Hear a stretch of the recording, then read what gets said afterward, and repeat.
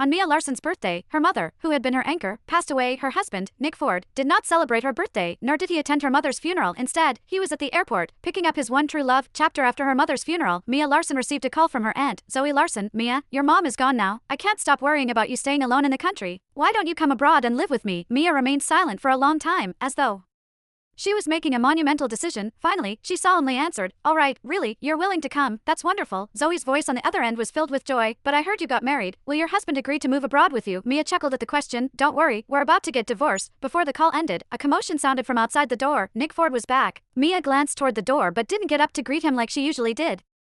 Just then, Nick's younger sister, Jenna Ford, strutted in, her face full of smugness. "Nick brought Zena back. You, the imposter, will be kicked out soon." Mia frowned slightly. "Imposter?" Jenna looked even more pleased with herself. "You'll understand once you meet Zena." As her words trailed off, Nick entered, accompanied by Zena Quinn. The driver followed behind them, lugging bags upon bags of luggage. In Zena's hands was a massive bouquet of roses, vivid red and strikingly beautiful. Mia held back her tears with difficulty. He actually had time to buy Zena roses. In 5 years of marriage, he had never given Mia so much as a single flower. "Zena just returned from abroad and hasn't found a place to stay yet. She'll be staying with us for the time being," Nick announced without sparing Mia a glance. His gaze remained fixed on Zena the entire time. "Clean up the guest room next to mine. Zena will be staying there." His tone wasn't a request but an order.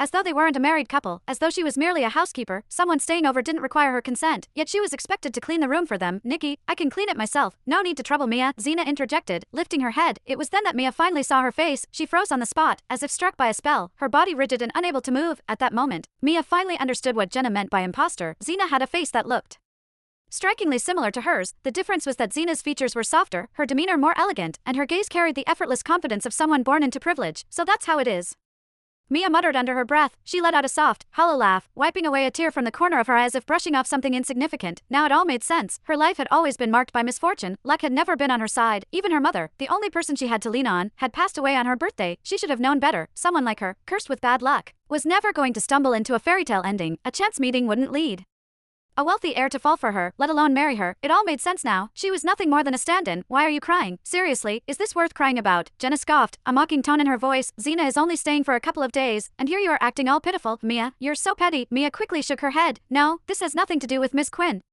But before she could finish, Zena's eyes reddened, and she interjected softly, "Forget it, I'll leave. I don't want to cause any strain on your marriage because of me." A dark cloud immediately settled over Nick's face. "You're not leaving," he said, stepping in front of Zena. His tone was commanding, leaving no room for argument. "I make the decisions in this house. Uncle Jacob, take her luggage upstairs." The driver hesitated, glancing uneasily at Mia. He didn't move. Nick noticed and turned his sharp gaze toward Mia. "Do you have a problem with this?" he asked, his voice low and tinged with warning, like a predator cornering its prey. Mia shook her head again, her eyes reddening as she forced a smile. "No, I don't have a problem. Miss Quinn is more than welcome to stay here. No problem."